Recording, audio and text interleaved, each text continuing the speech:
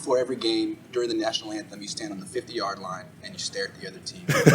What's been in your mind in those 2 minutes? That's a good observation. Yeah. I usually try to look for the opposing quarterback or one of the offensive players. See if there's a stare down can happen, and if they look away, I'm like, all right, we got them. I'm sure 20 points doesn't sit well with you guys. So how do you come out of this game feeling about what you guys did? No, I don't want to take away from the win. That's number one at all times. It doesn't matter if we win 7-0 or 40-41. The win is what's most important. I think all game we had opportunities to really snuff them out, and we just I think about that first half, just playing more assignment sound and getting more knockback in the run game, getting off on 3rd and longs.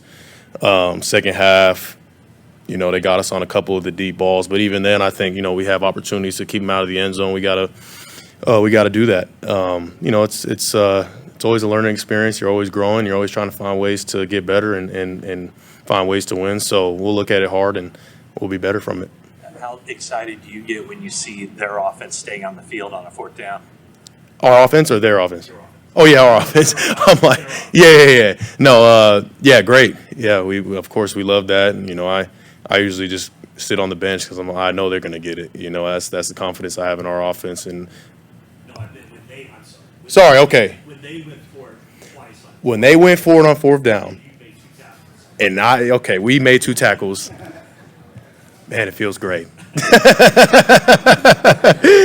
Yeah. No, I mean, shoot, you want to try us on 4th down, go ahead, and those are, we take that as takeaways, for our team. So big time.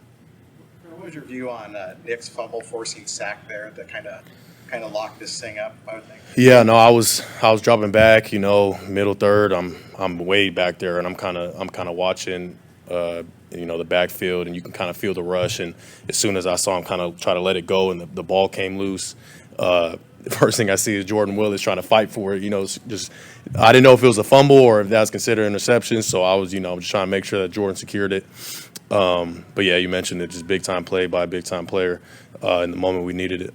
You've obviously seen Nick play a lot of good football, but when he's in that zone like he is from a pass rushing perspective, how much does it help you guys knowing that the ball is probably going to come out and you're not going to have to be in coverage for super long because there's a good chance he's going to get it? Yeah, no, I mean it's insane the level he's playing at, and that's why our defense is. That's a big reason why our defense is performing the way it is because we know that it takes all 11, the rush and the coverage work together, and knowing that he's on the field and has that opportunity to get home, like you get stickier in coverage and you're able to sit on routes, and he's just been playing out of his mind. Is this the best you've seen him play? Yeah. He's been doing all right. Fred, did you think this was your best game of the season? I don't know. I have to go back and watch it. I always think back to the plays that I either missed or could have been better. There was a couple of tackles in there where I wanted to get more knockback and be better there. I got to watch it.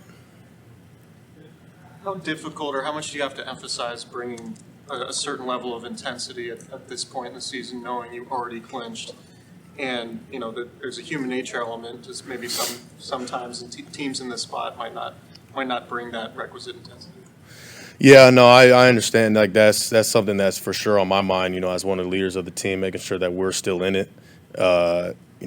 Them looking to me, I know I got to bring it no matter what, and that's just my mentality no matter what anyway. Because if you're the best, you got to be the best day in and day out. It doesn't just happen.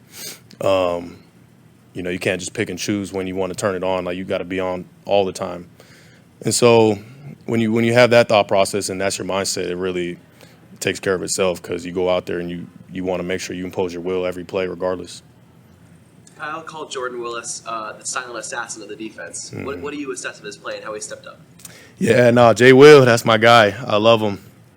I love that guy because that's true. He is the silent assassin. The way that he works and the way that he plays on game day, like it's fun to watch. When you go back and look at the tape. He's just such a dynamic player and such a relentless force in the run game and the pass game.